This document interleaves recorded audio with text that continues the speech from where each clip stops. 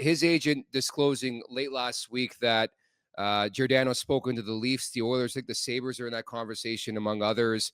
I just don't see the fit right now for a 41-year-old. I know he spent 3 seasons in Toronto. Do you like the prospects of bringing back Giordano?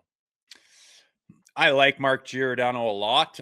Respect him through the roof. Everyone in that room probably loves the guy, respects him, wants to have him around. But with the additions they've made on the back end, and him being at the age that he is, and I mean, hats off to him for being able to stay at that level for so long and at that age. And I'm not saying he can't play in the NHL anymore. I just don't see a fit to go and get him and sign him and bring him in and have him on roster for anything other than sentimental value, because he's a good guy. But that's just not how the league works. It's not how this game works.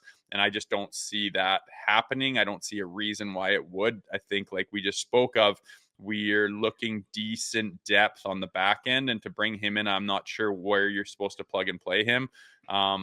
Even as like a reserve eighth guy that can come in with injuries. I mean, a guy of that age, if you're sitting on the shelf for a month and a half and then you're expected to come in and perform, I just don't see that as being a winning formula. The only thing I might consider is a PTO. That's about it. I think maybe if Hakanpää can't go, which again, we talked about earlier on, it sounds like he's going to sign his contract. Outside of that, and maybe taking the Hakanpää role, although they shoot different ways, it just doesn't make sense. Like I echo everything you said. He's 41. Hats off to play to that age. It was kind of cool to see him come back home. I thought he offered a lot to this organization, not only off the ice, but on it. It's just unfortunate the way it ended. The injuries caught up. The age caught up to him as well.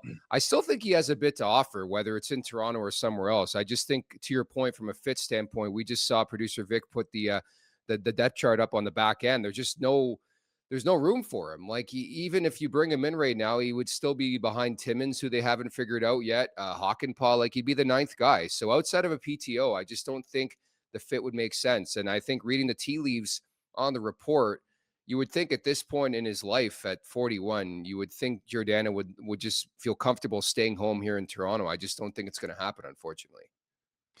Yeah, we'll see. And again, hats off to him for having the drive and wanting to go. I mean, I shut it down at like 34 because the body was just saying no. The drive wasn't there. I didn't have the step. And I mean, he's doing that almost a decade deeper into his life, which is super impressive, and hats off to him. But I just don't think that because the guy has the drive, that means that you need to make a spot in the National Hockey League for him, especially on the Toronto Maple Leafs, who are trying to do what they're trying to do. And yeah, like you say, if he comes in, he's probably going to be the 9th guy. And let's just say they do it. And, he sits on the shelf for a month and a half, and then say they do run into injury problems, and good thing we got Giordano here. Okay, go throw a 41-year-old guy who hasn't really in any meaningful way touched the ice in a month and a half, 2 months. Like, good luck on him being effective. It's just not how bodies work. So for me, that's just a no. But I could see him still hanging around the team in some capacity, as producer Vic just said as well.